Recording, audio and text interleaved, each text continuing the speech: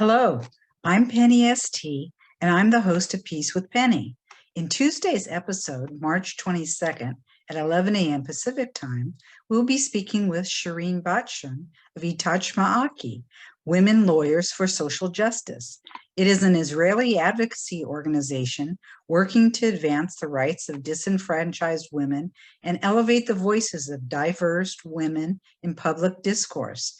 Itach and Ma'aki both mean with you in Hebrew and Arab respectively, and their organization is built on a structure of Jewish-Arab partnership via legal aid, litigation, policy change, leadership training, public advocacy, and community organizing.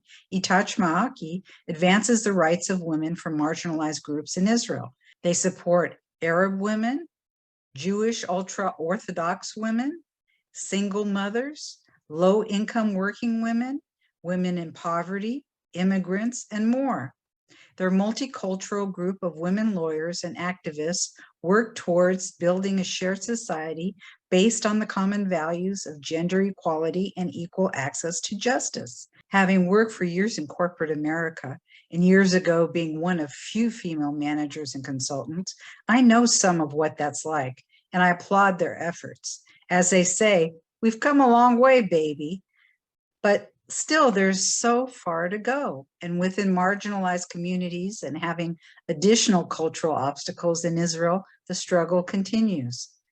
As you know by now, Peace with Penny is concerned with peace, primarily between Israelis and Palestinians, and it's encouraging to hear of Itach Ma'aki's efforts. But what got this Jewish American woman interested in working on peace thousands of miles away from her West Coast home?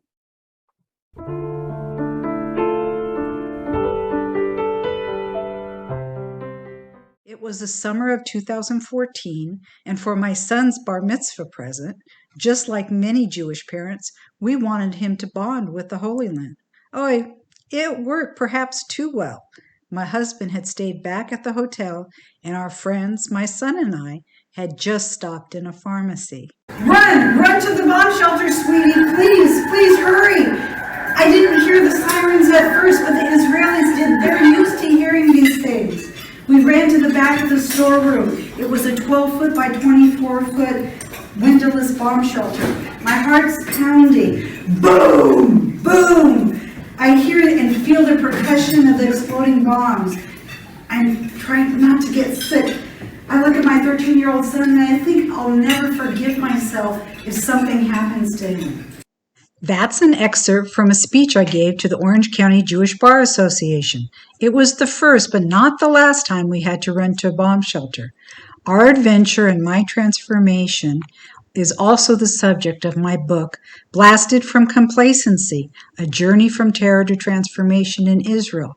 There is no chapter in a parenting book on what to do when a war starts and you're on a family vacation. Think touring extraordinary and sacred sites mixed with cowering in bomb shelters. I'm still trying to get over the Jewish guilt of taking my son to war for his bar mitzvah present. The impact of being human targets helped me understand the plight of Israelis living like this, and it also made me want to work on peace. How Israel is often described on the news is not what I'd seen with my own eyes. And I felt Palestinian parents also preferred their children playing safely in their backyards. The missiles exploded just near enough to blow apart my world as I knew it, forever changing me. And you'd never recognize my life today with what it was like then. I believe I found my life's purpose.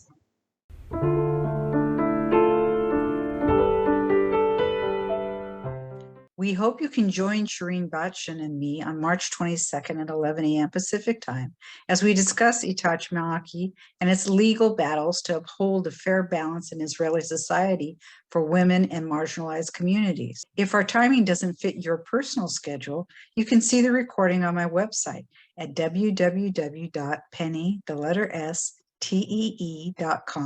under podcast or on the Peace with Penny YouTube channel.